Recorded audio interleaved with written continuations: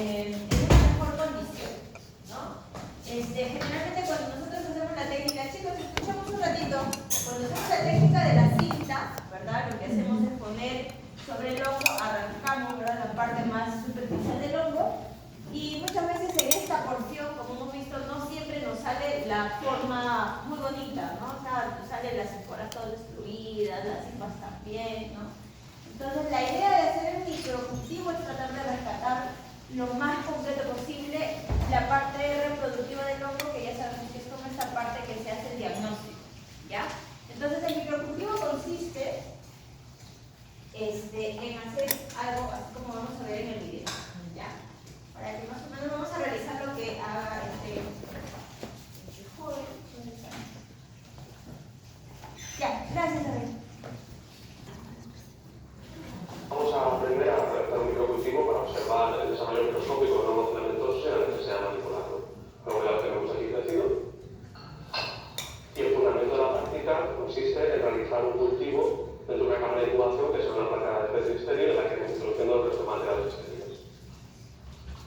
Los materiales necesarios para esta práctica, aparte de los habituales ya comentados, serán el portaobjetos y el cubreobjetos, una placa de saburo que servirá como sustento para cultivo, agua glicina estéril y una varilla de litros sobre la que colocaremos el porta. En primer lugar, tenemos un mechero.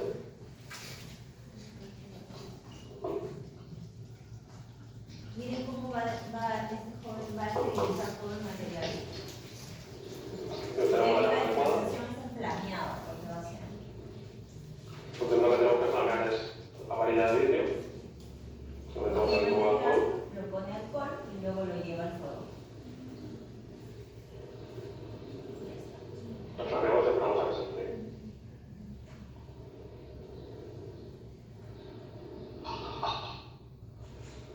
A continuación le introducimos la placa.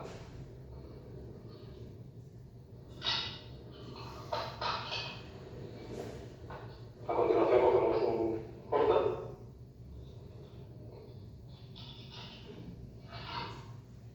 y lo volvemos a planear.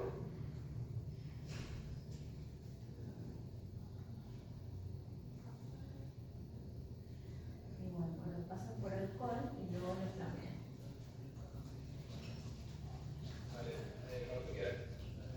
Y planeamos el porta.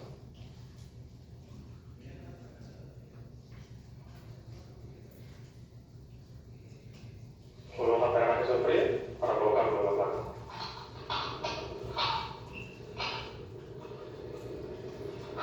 Esa piecita que está dentro es un vidrio que está con una varilla doblada, es como para crear un puente, como eso, pero chiquitito, ¿no? Que lleve A una continuación tenemos que placa colocar para que ahí pueda un entrar baldío a el desautor. portaobjetos.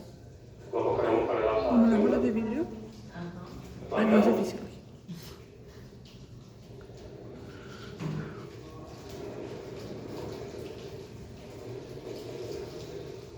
Una vez está frío, Miren, ese es un agar realizamos de saburo limpio, ¿no? Sin cultivo.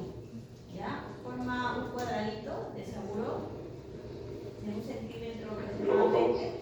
desde abajo, Cada por lado. con cuidado, Saca y ese lo saca. y cuadradito. lo ponemos. Y ese cuadradito lo voy a colocar sobre el portaobjetos que está sobre la varilla, dentro de la taca. Con cuidado. Y vamos a decir lo mismo, Lo colocamos en el centro.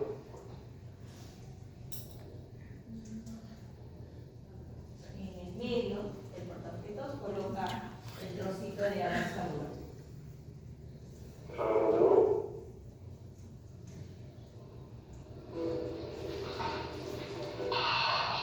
Y ahora cogemos Ahora ya un tiene la pequeño verdad cubo con de el hongo. inóculo, ¿no? Con el hongo. Tenemos que pasar superficialmente el asa para coger el máximo número de convivientes.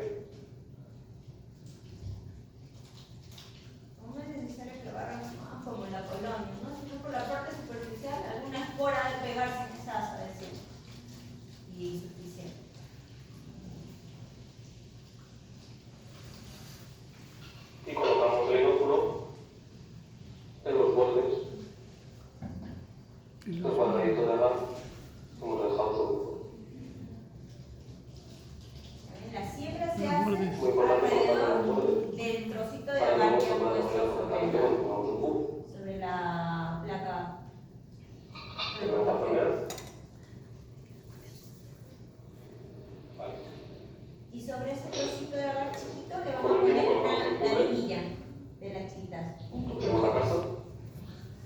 Igual, ¿no? Lo esteriliza, lo coloca sobre el cuadradito y queda.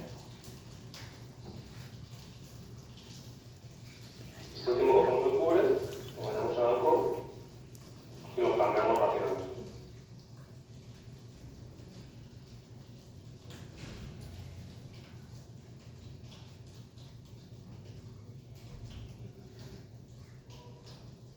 Esperamos a que se enfríe un poco y lo colocamos.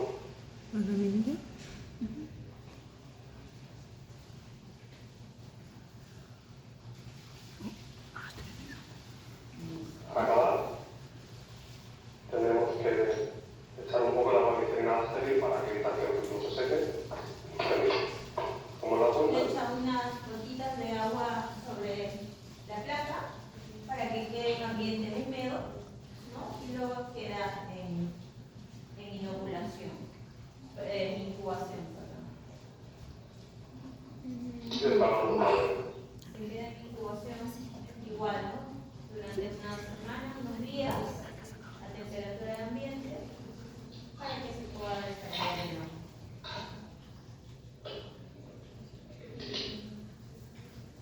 Y hemos concluido el montaje del microcultivo.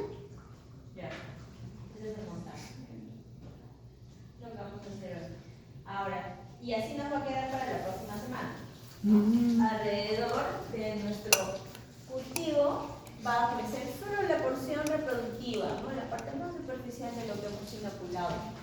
Y recuerde que está una laminilla cubriendo ese trocito de agar. Entonces nosotros lo que vamos a hacer la próxima semana, vamos a coger otra lámina portaobjetos, como hicimos con la de la cinta, ponemos una gotita de azul, ya, lo más poquito posible, porque si no se nos va a rebalsar todo. Sí, media gota, en la medida de lo posible, ya media gota. Y cogemos esa laminilla, desprendemos del agar, solo la laminilla, ya vamos a colocar sobre esa gotita que hemos puesto de azul. Y nos va a quedar prácticamente, ya no directamente como una cinta, ¿no? Que se veía todo grueso la lámina y eso a veces se seca.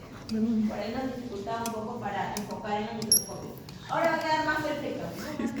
Sacamos el exceso de azul, si es que por ahí hay exceso de azul con algo absorbente, como lo ven, y luego lo vamos a sellar con un esmalte, ¿no? Nuestra lámina va a quedar perfecta. Ya, eso vamos a la próxima semana. Nosotros vamos a hacer ahora eso. Vamos a preparar el sistema de todo el que ¿Tú crees que la uña te queda? Porque esto es... En el caso nuestro, a diferencia del chico que tuvo que hacer la esterilización de todo su material, en el caso nuestro ya está completamente estéril todo nuestro material. Miren, acá tenemos ya nuestra placa, tenemos la varilla, tenemos la lámina portaobjetos, está el algodón y también está la laminilla. Todo lo que está dentro ya está esterilizado, ¿ya? Entonces, hay que tener cuidado con manipular esto, hay que estar cerca del microscopio para que no se contamine, ¿ya? Ahora, ¿a qué hongo le vamos a hacer? Se supone que tenemos que hacer de los dermatofitos, ¿no? Para poder ver un dermatofito. No siempre crece, lo más probable es que ahora no nos haya salido dermatofitos. Vamos a decidir a cuál de nuestros hongos le vamos a hacer la uña del día. ¿Ya? La uña del día. A ver, ¿quién es el grupo microbichotas? Vimos la semana pasada. Microbios. Ustedes. Está aquí, entonces. Claro. ¿Ese es de ustedes?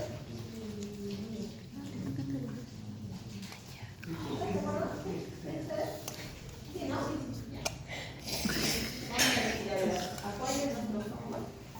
Ya, bueno, voy a poner alcohol. La prueba de la cinta. Hacemos la prueba de la cinta con de acá. Ya, de este vamos a hacer el cosito de esterilización del video. Ya así se vio en el microscopio. Un costadito. Un cuadradito acá, ¿ya? Son 4, ¿no? Y acá. 1 centímetro por 1 centímetro, recuerda. ¿Están sacando de dónde? ¿De qué agarran? ya, pues. Se distrae. Bueno, cortes comerciales.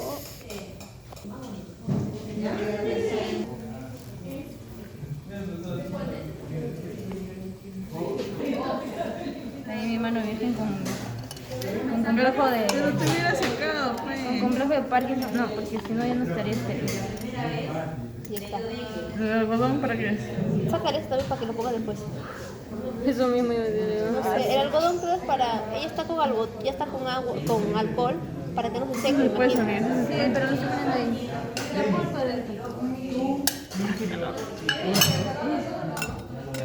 Abre, pues. Estoy haciendo como el... Sácalo. Oh, parece gelatina. Me ganas de comer también. Me da hambre. No vas a reír. Yo no me broma. Ya. Ahorita se cae. El medio derechito. ¿Se ponía como objeto antes? No, eso es al final. Tengo que estar acostadito para... No sale, perfecto. Ayúdame, ponte. Pero es que mi dedo Está esterilizado, sí. Pero... Ya, ahora ponte bien. Ve, ya lo puse. Está bien. No, espera. Ahí nomás. Y ahora el no pues... Sí. Me da. Ansiedad. Bien, no lo he señorita. hecho. Y ahora trae el esto. Me da cosita. Un tarlinado me va a decir ahorita. Mano virgen. Mano virgen.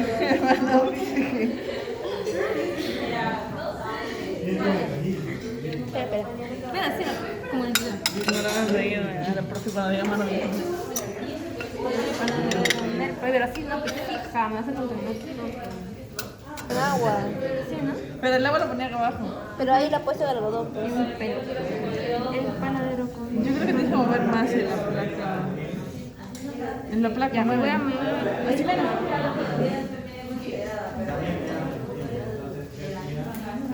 Ya, ¿qué muevo? Más acá. Muevo el... Ya ver. Ay, pero salió. El panadero. Las esquinas. Los bordes. No, los bordes, todos los bordes. Perdón, esterilizo. Pero ni juego. No esterilizan porque se supone que lo que queremos es que crezca. Esas esporas, no, ahorita no respires porque te va a dar... Ay, ¿verdad? Vamos acá por mí. No, pero que te toca la boca, te toca la boca. Está dando cerca.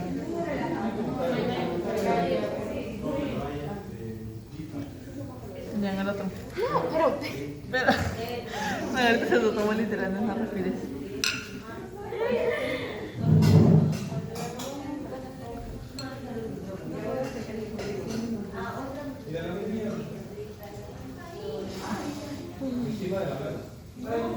Creo que más inspiración y expiración.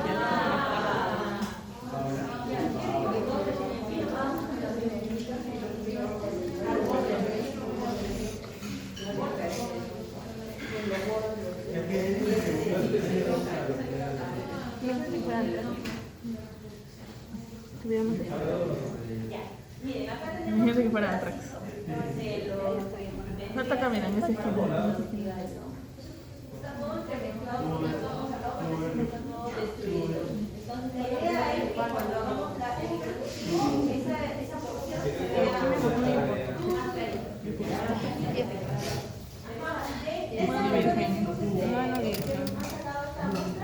inocente de mujer.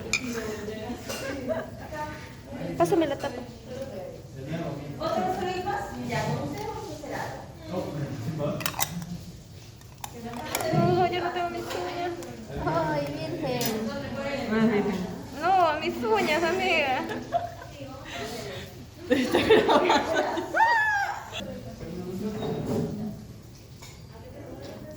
Ese pulso. Listo, nada más, ¿no? Ese pulso. Ya está. El agua, el agua. ¿El agua? ¿Para qué? Ah, ya, ponlo al costado. Espera, ponlo al costado. Espera. El agua. Es que sí sale en el video. Poco, nada más. Vamos a Está más. un poco. No, no es que se regresó, es que lo... Margarita rata. Las microbichotas son ratas. Lo vamos a hacer bien rápido, solamente de forma práctica. Les cuento que que tienen una presentación, ya lo vimos en teoría, ¿ya? Entonces lo vamos a pasar rápido y ya saben que si hay cosas que lo paso, ustedes tienen la responsabilidad de leer ese material que tienen colgado, ¿ya? Ya sabemos que la dermatofitosis está causado por un grupo de hongos llamados dermatofitos y son básicamente tres géneros, ¿no? El género Microsporum, Trichofitum y Epidermofitum, y de los cuales sabemos que Microsporum y Trichofitum son los responsables de causar dermatofitosis en los animales y el hombre, ¿no? Son zoonóticos, y Epidermofitum es solamente responsable de causar dermatofitosis en el hombre, y este no es el zoonótico, ¿no? Solamente en el hombre. Vamos a ver primero entonces al del género Microsporum. De las especies más conocidas del género Microsporum es el Microsporum canis. Microsporum canis es también un agente que produce zoonosis, puede afectar a caninos. Hay ciertas razas que son más sensibles que otras, como hablábamos en teoría, los Yorkshire, ¿no? Son los más sensibles. Y también algunos felinos, como los persas o los Devon Rex, también son otra raza de felinos que son sensibles a los dermatofitos, específicamente a Microsporum canis, ¿ya? Signos clínicos que se va a apreciar dermatofitosis por Microsporum canis van a ser áreas alopécicas, en las cuales vamos a ver una hiperkeratosis, es decir, una exageración de la producción de los queratinocitos de la piel. Y además son presentaciones focales o multifocales, ¿ya? O sea, si es en una área focal, si es en varias áreas multifocales, ¿ya? Se puede presentar, por ejemplo, en los caninos generalmente se presenta en la zona del rostro y las extremidades. Y en el caso de los felinos se presenta también igual, zona del rostro y en el cuerpo. Otro agente quizás un poco más patógeno, porque es un poco más invasivo, es el otro, el Trichofitum, ¿no? Y ambos son generalmente patógenos oportunistas. En situaciones de inmunosupresión vamos a ver quizás el desarrollo de estas micoses. Miren, este es el caso de una dermatofitosis, ¿no? En una persona, en un señor con VIH, ¿no? Y este señor vivía con un cuy, que era su mascota, ¿no? En Estados Unidos los cuyes son mascotas, no son comida nunca. Y ambos desarrollaron dermatofitosis, ¿no? Ya, ok. En algunas oportunidades, la presentación de los casos suelen tornarse asintomáticos, o sea, no hay mucha inflamación, no le causa dolor, no le causa, digamos, algún malestar a la mascota, ¿no? Pero lo que sí nos llama la atención cuando tenemos casos de dermatofitosis son las áreas sin pelo, descamadas, ¿no? Que muchas veces son animales, no sé, de competencia, por ejemplo, y esas zonas, pues sin pelo se van a ver feos, ¿no? Entonces, eso llama la atención muchas veces. El mayor porcentaje de presentación de estos casos se da, ya sabemos, en épocas de invierno, en nuestro caso, ¿no? O otoño e invierno, ¿no? Que son épocas altamente húmedas, y el cuerpo de los animales es un cuerpo cálido, ¿no? Entonces, humedad y calor es un ambiente propicio para desarrollar dermatofitosis. Ahora, algunas especies suelen tener también en su composición algunas moléculas que tienen fluorescencia, son llamadas fotomoléculas, como por ejemplo, algunas de estas van a ser las del género Microsporum, Audoni, Canis, Microsporum ferrugine, etc. Hasta el gypsum también, pero muy bajito, tiene otro tipo de coloración, y Trichofitum. De todos estos organismos que estamos viendo en la lista que tienen colores fluorescentes, el más frecuente es el Microsporum canis, ¿no? de la presentación de los casos. Entonces, esto nos va a ayudar un poco para el momento de hacer un diagnóstico, ¿no? La presencia de estas fotomoléculas. Ahora vamos a ver con qué método se hacen los diagnósticos para estos casos. Otra especie, otra especie que también afecta a las mascotas, pero también se ha visto casos en equinos, es el Microsporum gypsum, ¿ya? La presentación del Microsporum gypsum generalmente, en el caso de los equinos, ¿verdad?, afecta la zona del rostro y el cuello, ¿no? También la presentación, digamos, de las áreas lesionadas van a ser similares, circulares, hiperqueratódicas, quizás sin inflamación, que se está descamando, ¿verdad? Pero lo particular de los casos por Microsporum gypsum es que las zonas donde se da la presentación de las lesiones se van a ver ennegrecidas. Miren la piel de este equino, ¿verdad? La zona lesionada ha tornado un color más oscuro, ¿no? Entonces eso también es algo diferencial entre los mismos géneros de Microsporum, ¿ya? Si yo lo llevo a cultivo a Microsporum, las colonias pueden variar desde un color blanquecino así algodonoso hasta tornarse un color sumamente amarillo. Son colonias hialinas, ya sabemos que son organismos peciolares porque son hongos filamentosos, ¿ya? Y donde se hacen los cultivos puede ser el saburó, que va a crecer muy bien, pero también crece mejor en un agar específico que es el DMT, ¿no? El que hemos usado ahora. Si yo lo llevo a microscopía, lo que voy a encontrar en Microsporum está compuesto por esta estructura que se llama macroconidio, ¿verdad? Y como ven, miren, este macroconidio tiene segmentos, ¿no? Y a partir de estos macroconidios se van a liberar las esporas, ¿no? Y la liberación de las esporas por segmentación, ¿cómo se llamaba? ¿Qué tipo de esporas va a liberar un macroconidio? Artrosporas, ¿no? Por segmentación son las artrosporas, ¿ya? Ahora, el segundo género, tricofito. De los tricofitos, los más frecuentes es la especie Trichophyton mentardophytes. Y esta especie generalmente afecta a los roedores. ¿Por qué? Porque los roedores son el reservorio natural de esta especie, pero ya sabemos que en condiciones oportunistas esto le puede desarrollar una dermatofitosis, amiconefo, amicul, o por ejemplo se ven muchos casos de dermatofitosis por Trichophyton en áreas donde se tienen roedores, ¿no? Porque los bioterios, los famosos bioterios que se tienen para investigación, a veces suele presentarse estos casos con bastante frecuencia. Las lesiones van a ser similares, áreas sin pelo. Ahora, acá la diferencia va a ser con respecto a Microsporum, que acá sí vamos a ver piel hiperémica, ¿ya? ¿Qué quiere decir hiperémico? ¿Han escuchado alguna vez qué es hiperémico?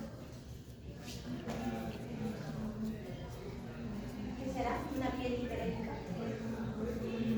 Una piel con temperatura, con un aumento de calor. Y si hay calor, eso quiere decir que ya hay inflamación, ¿no? En esa área. Entonces, lo que pasa es que el Trichophyton ya es un poco más invasivo, ya no solamente va a afectar, digamos, la parte superficial de la piel, sino que también va a ir afectando, por ejemplo, folículos pilosos, ¿no? Entonces ya se va a ir introduciendo un poquito más en la capa de la piel. Eso es un poco para diferenciarlo con Microsporum, ¿no? Ahora, en cuanto a la importancia de casos veterinarios, también tenemos otra especie que es el Trichophyton verrucosum, que generalmente afecta a los rumiantes, bovinos, ovinos o caprinos, ¿ya? Animales jóvenes principalmente y en crianzas intensivas cuando se tienen muchos animales por área y quizás no hay una buena ventilación, ¿no? Y esto lo que va a provocar es que se puedan contagiar de este Trichophyton. Y las lesiones que causan, miren, este aspecto verrucoso, ya no solamente es un área sin piel, sino la hiperkeratosis se va haciendo, digamos, más crónico, ¿no? Miren, más grave, ¿no?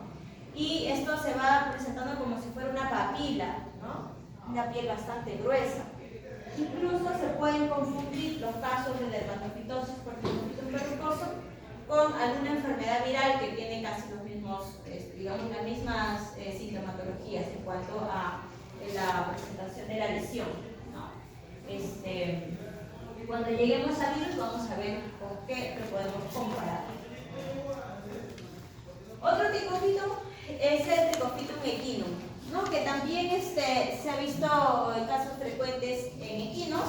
Ahora, recuerden que vimos otro dermatofito en equinos, que era el Microsporum gypsum, ¿ya? Microsporum gypsum se presentaba rostro y cuello, ¿verdad? Y con áreas ennegrecidas. En el caso de Tricofitum equinum, generalmente el Tricofitum equinum prefiere abarcar las zonas del lomo, ¿no? Las zonas más hacia el cuerpo, ¿ya? Por ahí un poco para diferenciarlas. También igual, ¿no? Áreas ennegrecidas, hiperqueratóticas, alopécicas, quizás con hiperemia también. Ahora, ¿cómo se ve Tricofitum en microscopía? ¿Se parece a Microsporum? Sí, ¿no? Sí se parece, porque miren, tiene también macroconidias con sus esporas que se van a dividir mediante astrosporas, ¿verdad? Pero además tenemos estos pequeños puntitos. A estos se les denomina macroconidia, ¿ya? Y a estos chiquitos se les denomina microconidios, ¿ya? Entonces la diferencia entre ambos, cuando yo los veo en microscopía, va a ser básicamente uno por la forma que tiene esta macroconidia en tricofito, a diferencia del Microsporum. Microsporum han visto que tiene una macroconidia con dos puntas bien puntiagudas. En cambio, esta es un poco más redondeada, ¿ves? Y es un poco más larga. ¿Cuál es otra diferencia? Otra diferencia es que estos sí tienen microconidios en gran cantidad, ¿ya? Y Microsporum hace muy poquito microconidios muy escasos.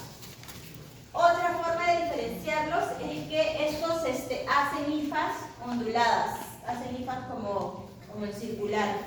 En cambio, Microsporum hacen hifas solo rectas. Pero en ambos casos van a ser hifas sentadas. ¿Ya? Eso es un poco para diferenciarlos. En cuanto a los cultivos de forma macroscópica, Tricofitum hace colonias más en color blanco, crema, ¿no? En el caso de Microsporum tornamos un color amarillento. Igual, ¿no? En los mismos medios se pueden hacer los cultivos. Seguro o de nutrientes. Miren, acá tenemos ya las diferencias para que es lo mismo que hemos conversado, ¿no? Tricofitum, un macroconidio grande, con bordes redondeados, y Microsporum, un macroconidio con bordes o puntas puntiagudas, ¿verdad? Y en el caso de Microsporum, lo que también vamos a observar es que hay un mayor número de septas en su macroconidio, a diferencia de Tricofitum. Por lo demás, creo que ya lo hemos mencionado. Esto también es importante, la patogenia.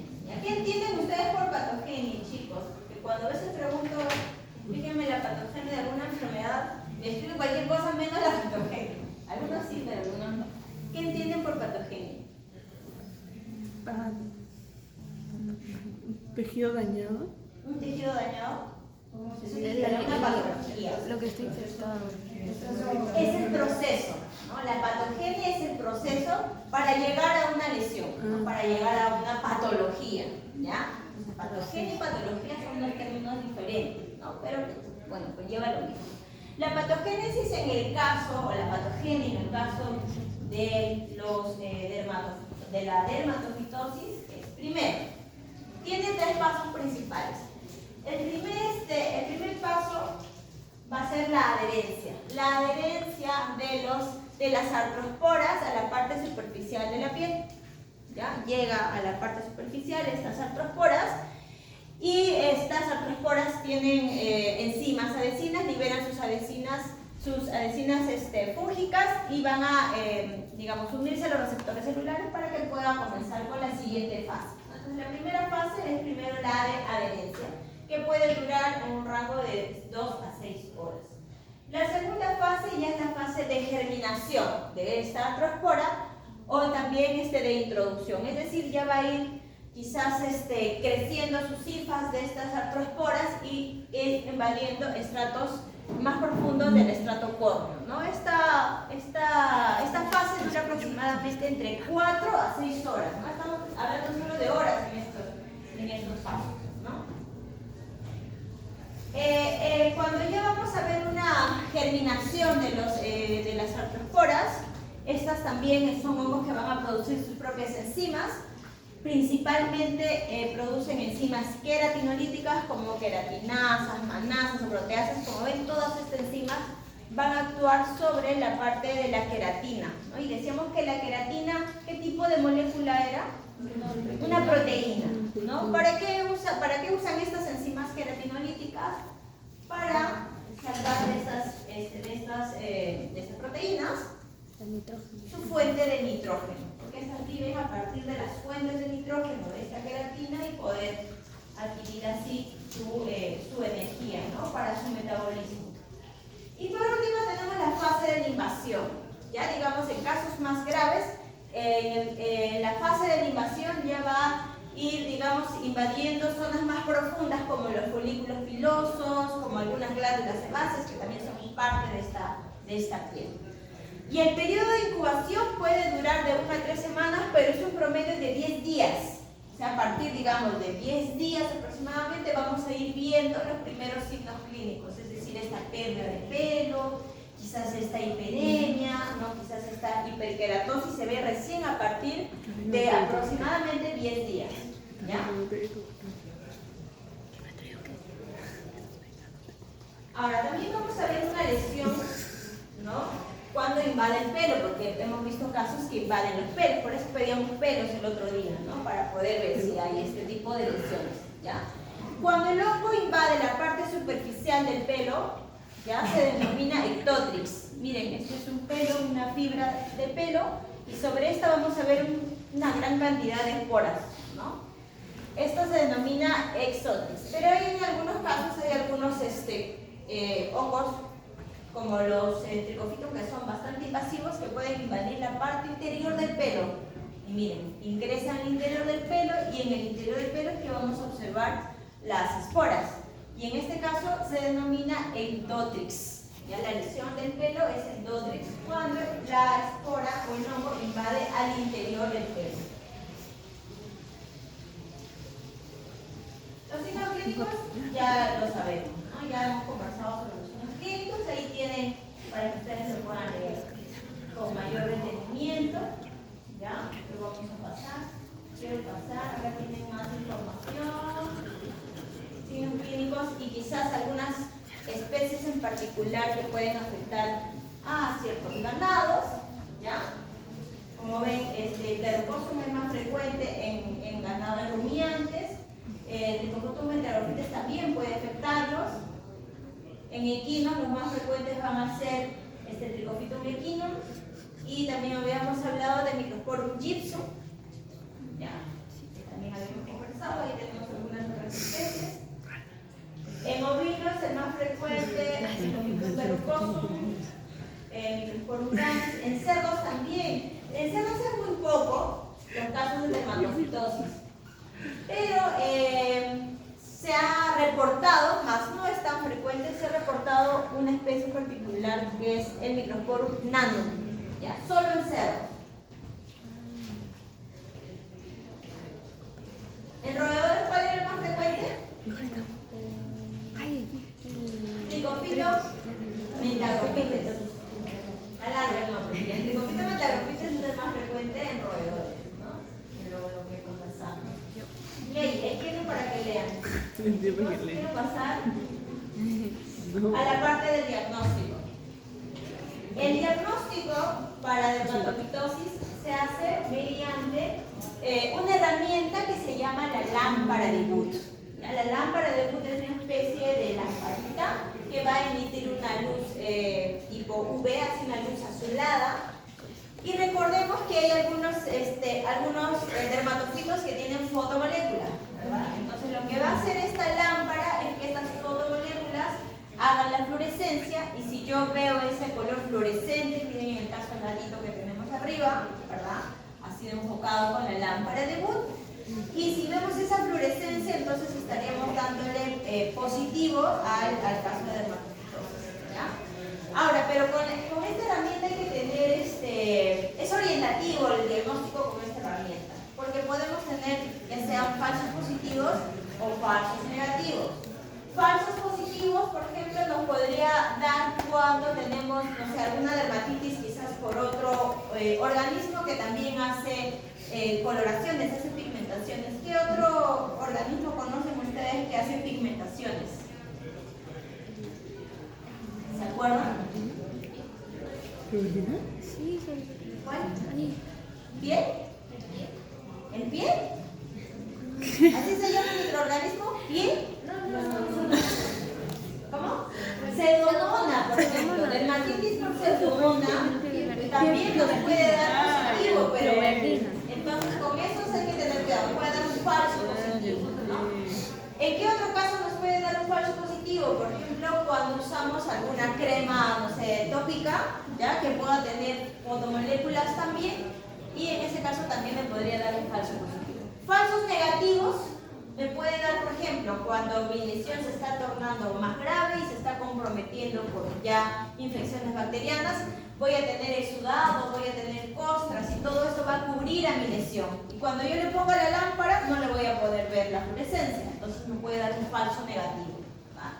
Entonces con eso hay que tener cuidado, con la lámpara de luz. Pero sí es una herramienta porque también es económico y es bien práctico, ¿no? O sea, no es invasivo, no le va, digamos, producir tanto estrés al animalito cuando yo lo lleve a la veterinaria. Pero sí hay que tener ciertas consideraciones. Otro diagnóstico que se hace es el que hemos hecho nosotros, ¿no? Nosotros hemos hecho un examen directo, un raspadito de piel o pelo, lo hemos visto con Cabo Max en microscopio y bueno, lo que esperábamos encontrar si se trata de un caso de dermatofitosis son las hifas, son las esporas, ¿verdad? Encontrar si hay endotrix o ectotrix, que también habíamos conversado, que son lesiones a nivel del pelo, ¿no? Pero si yo quiero definir qué tipo de hongo es el que me está haciendo o produciendo la micosis, ¿ya? El método estándar de oro, el que sí o sí me tiene que dar, digamos, el diagnóstico definitivo es el cultivo fúngico. En el caso de hongos, el cultivo es el método estándar de oro, ¿no? Este es el que me va a definir si es que tengo o no un caso de micosis. Ahora, existen otros métodos también que me pueden ayudar a definir, como por ejemplo el PCR, ¿no? El PCR es bastante sensible y si yo le hago un PCR, lo más probable es que también le pueda dar a positivo. Pero el problema del PCR es su costo, que siempre hablamos del costo del PCR, porque no todos podemos tener acceso a un PCR así tan fácil. Pero PCR, al ser tan sensible, por ejemplo, pasa de que a veces cuando ya he tenido una resolución del caso, me pueden quedar por ahí restos de hifas, qué sé yo, y eso también me va a dar a positivo, sin necesidad de que a lo mejor yo ya esté teniendo el problema, ¿no? Entonces ese es el problema un poquito de PCR, que es muy, muy sensible. Y también se pueden hacer histopatologías. A veces pasa de que con ninguno de los métodos me puede dar a positivo ni PCR, porque pasa. Hay casos en que yo le hago todos los métodos de diagnóstico y en todos me da negativo y recién con histopatología le puedo determinar un caso de micosis, ¿no? En histopatología se hacen tinciones no con HY, porque HY no pinta esporas. Hacemos con la técnica de chip, el PAS, o Grocot, ¿no? Con esas tinciones se hace diagnóstico de micosis con histopatología. ¿Cómo vamos de tiempo? Ya. Vamos a ver un par de casitos. Por ejemplo, este es el casito de una gatita persa. Ya, miren, una gatita persa, es una hembra, está esterilizada. Tiene un aproximado de 2 años y medio. Y esta gatita ha sido adoptada hace un mes y ella vino ya del lugar donde la adoptaron con 2 lesiones a nivel del tronco, ¿ya? Y además esta gatita presenta prurito, ¿no? Se lame intensamente. Cuando le hicieron el examen general, la gatita juega, es cariñosa, ¿no? Está aparentemente normal, nada le molesta. Solo, bueno, se lame porque le pica, ¿no? Tiene un poco de prurito, nada más. Por lo demás se lleva bien.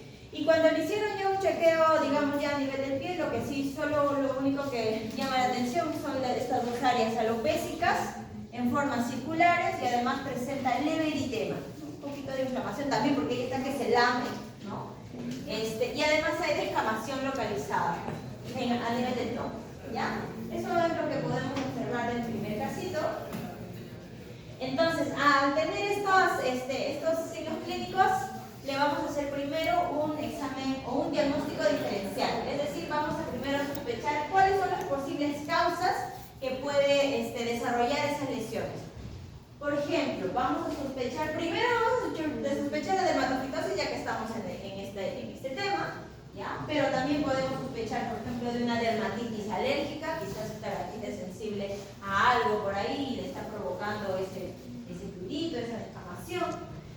También se puede sospechar de hemodicosis, ¿verdad? De parásitos, de ectoparásitos, ¿no? O algún otro ectoparásito. Y ante las pruebas diagnósticas, lo primero que se le manda a hacer es una lámpara de Wood. Y en lámpara de Wood, esta gatita rápidamente dio positivo, ¿no? Entonces, porque hubo fluorescencia. Pero ya sabemos que la lámpara de Wood es orientativo, pero no es definitivo. Entonces, se recomendó que también se le haga un examen directo para ver si había presencia de esporas a nivel del pelo, ¿no? Cuando se le hizo el examen directo también salió positivo, se encontró restos cefales, se encontró esporas a nivel del pelo, ¿ya? Entonces, en ambas pruebas diagnósticas salió positivo, ¿no? Lo que se observó en el caso del examen directo fue un caso de ectotrix, ¿no? Sobre la superficie del pelo se fueron esporas redonditas, las artrosporas. Y bueno, se llegó a la conclusión de que el diagnóstico final era probablemente, se pone probablemente porque recordemos que las dos pruebas que hemos visto no son pruebas definitorias. La prueba definitoria es un cultivo, ¿no? Pero por eso se pone probablemente se trata de Microsporum canis. ¿Por qué Microsporum canis? Porque hizo fluorescencia con lámpara de Wood, ¿no? Y en un examen directo también vimos que había presencia de esporas, ¿ya? Entonces de esa forma se puede abordar un caso, ¿no? Otro caso, miren, tenemos otro caso. Este es el caso de un boxer que tiene 2 años. Es un macho que está castrado, no es un macho adulto, no tan viejo, está joven. Viene con lesiones cutianas a nivel del rostro, ¿no? Hacia la zona del hocico. No tiene prurito. Y además, pero lo que sí, este perrito ha tenido, tiene una historia de leishmaniasis y ha sido tratado con glucocorticoides.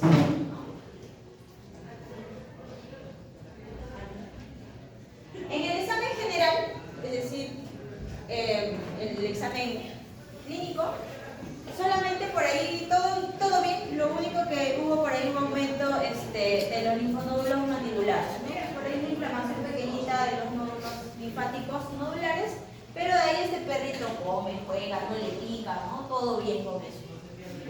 Y en la observación dermatológica, pues sí es evidente las zonas alopécicas en la zona del rostro, ¿no? Y además con leve eritema. Hasta ahorita estamos viendo sobre lesiones aparentemente superficiales. Los diagnósticos diferenciales igual. Primero vamos a sospechar de una dermatofitosis, podemos sospechar también de una foliculitis bacteriana, quizás ya no solo por hongos, sino por una bacteria. Y también podemos sospechar por ectoparásitos, ¿no? Por Demodecoccus. Ahora, las pruebas que se les manda a este perrito, si tenemos sospecha de dermatofitosis, la lámpara de Wood, ¿no? Un examen microscópico del pelo. Y además también se le recomendó una citología por impronta para descarte de Demodecoccus, ¿no? La citología por impronta es un pequeño, digamos, un raspadito que se le hace, se pone en la lámina y luego se le hace la tinción, ¿no? Una tinción para ver si hay Demodecoccus. En todas las pruebas salió negativo. Negativo a Wood, en el pelo no vimos nada, también en la citología tampoco, ni siquiera Demodecoccus, ¿no? Todo negativo. Entonces, en vista de que las 3 primeras pruebas fueron negativas, se le recomendó al propietario que mejor se le haga un cultivo, ¿no? Para verificar si es que tenía algún caso de Demodecoccus. Y en el cultivo sí, en el cultivo creció Microsporum y se llegó a la conclusión de que se trataba de Gibson. ¿Por qué? Porque si ya sabemos cómo era la estructura del microsporum, ¿no? Del género, ¿ya? Pero al no hacer fluorescencia, entonces nos íbamos por el segundo más frecuente, que es el gypsum, ¿ya? Entonces el primero es Microsporum canis, el segundo es gypsum. ¿Cómo los diferencio a nivel del laboratorio? Porque el canis hace fluorescencia, el gypsum no. Y para tomar la muestra también hay ciertas recomendaciones, ¿no? Si yo voy a sospechar de una dermatofitosis, para tomar las muestras también hay diferentes técnicas de toma de muestra. Podemos hacerlo con un cepillo con puntas, con un cepillo de diente, por ejemplo, nuevo, de primer uso. También se hace con la cinta adhesiva, como lo hacemos del cultivo, ¿no? Se toma una cinta, se pone sobre la lesión, lo pone sobre la lámina y lo llevas al laboratorio. O se hace también por un depilado. El más recomendable es la cinta adhesiva. El depilado muy invasivo y el cepillo de puntas también a veces no saca, digamos, muy bien las estructuras fúngicas que yo quiero llevar al laboratorio. Entonces, en un estudio que se hizo, digamos, de toma de muestra para dermatofitosis, se demostró de que el más apropiado era el de la cinta adhesiva.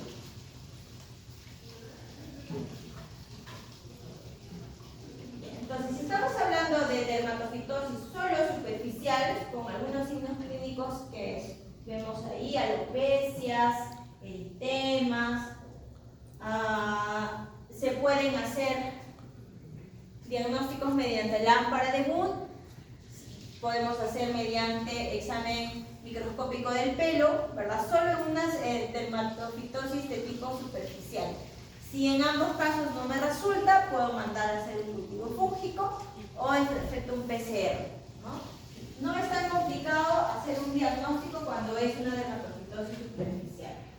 Hay casos que son más graves, como por ejemplo este de acá. Igual, este perrito es un pastor, ¿ya? Es un macho que tiene 2 años, tiene una lesión cutánea, miren, así chiquitita, en la región facial, ¿no? Al examen físico aparentemente normal, este perrito al igual que los demás no le pica, no le molesta, es juguetón. Y en la parte dermatológica solamente se le observó esta lesión alopécica nodular en el labio, ¿no? En el labio superior, ¿no? Tiene ahí, bien específico, ¿no? Los diferenciales, los diagnósticos diferenciales que se sospechan de este caso, se sospecha de Kerion, se sospecha de histocitoma, leishmaniosis, demodicosis y mastocitomas.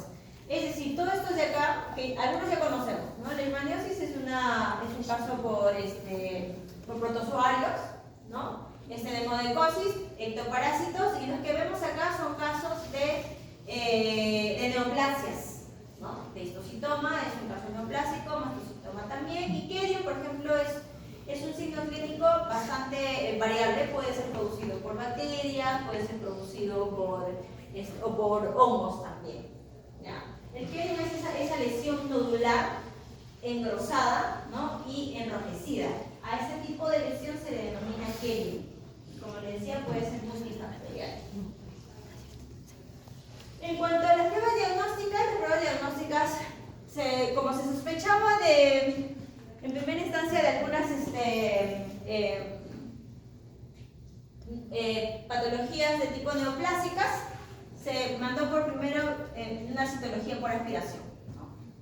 Y se punzaba la lesión, se sacaba un poquito de contenido, ¿no? Ahí salían seguramente algunas células, si es que fuera el caso de neoplasia, salen algunas células deformadas, se hace la tinción y podemos diagnosticar. También se mandó a hacer lámpara de Wood, el examen microscópico directo del pelo y un raspado cutáneo. ¿Raspado para qué sería? Para el cultivo.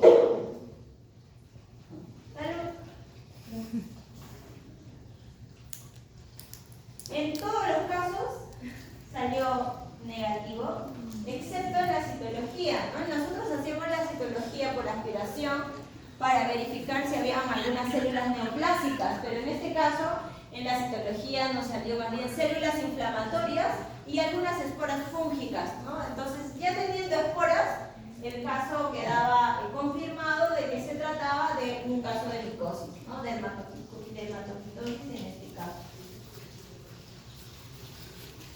Y ahí están, ¿no? Miren las muestras, células inflamatorias del aspirado que se hizo, y las líneas que vemos acá van a ser las líneas de las esporas.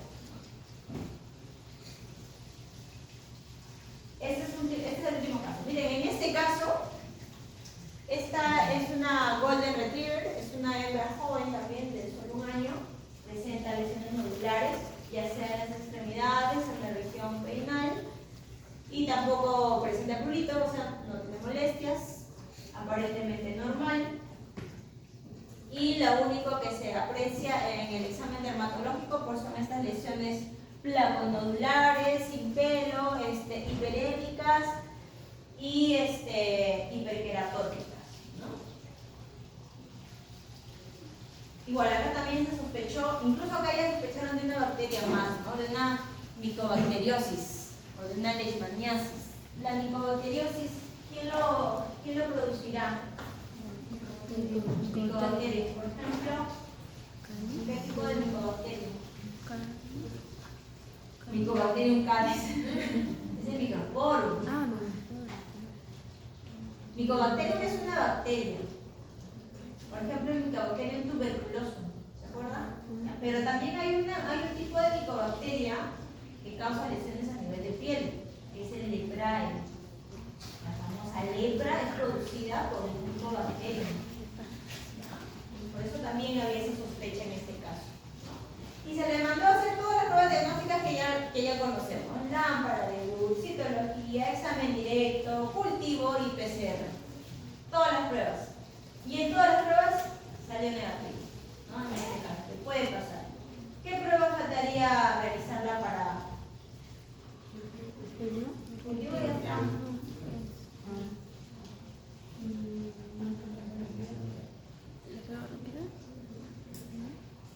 Este caso, por ejemplo, en particular, se confirmó que se trataba de una dermatofitosis porque se le hizo histopatología, que es un examen ya un poco más invasivo, porque para hacer una histopatología hay que hacerle pues una pequeña toma de muestra con un cortecito, ¿verdad? Una biopsia, ¿no? Y la biopsia es más invasivo.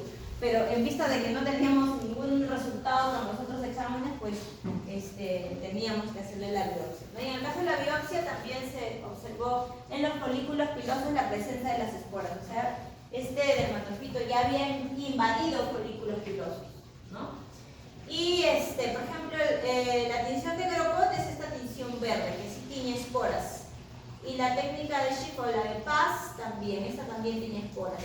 Cuando yo sospecho de micosis y quiero hacer una histopatología para confirmar, ya no voy a mandar al laboratorio que me lo tiña con hematoxilina eosina porque no voy a observar esporas. No tiñe las esporas esta tinción, ¿no? Tendría que mandar una de estas dos, que son específicos para casos de micosis. ¿Preguntas, chicos?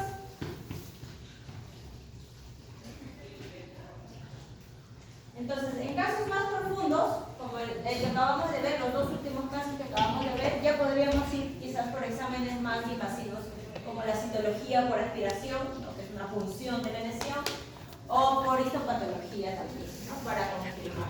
¿No? Digamos, son algunas rutas que se toman a nivel ya clínico para llegar a confirmar dermatofitosis, ¿no? Bueno, esto es lo que les quería compartir. Ya saben que si hay PPT que no los leo, ustedes tienen la responsabilidad de leer. La próxima semana vamos a hacer cultivo de levaduras, ¿ya? Entonces se les pide que para la próxima semana traigan, para el jueves de la próxima semana, muestras de hisopado ótico, si es que conocen algún casito de otitis. Puede ser también de hisopado vaginal o también de hisopado oral, ¿ya? Entonces, algo así, un casito.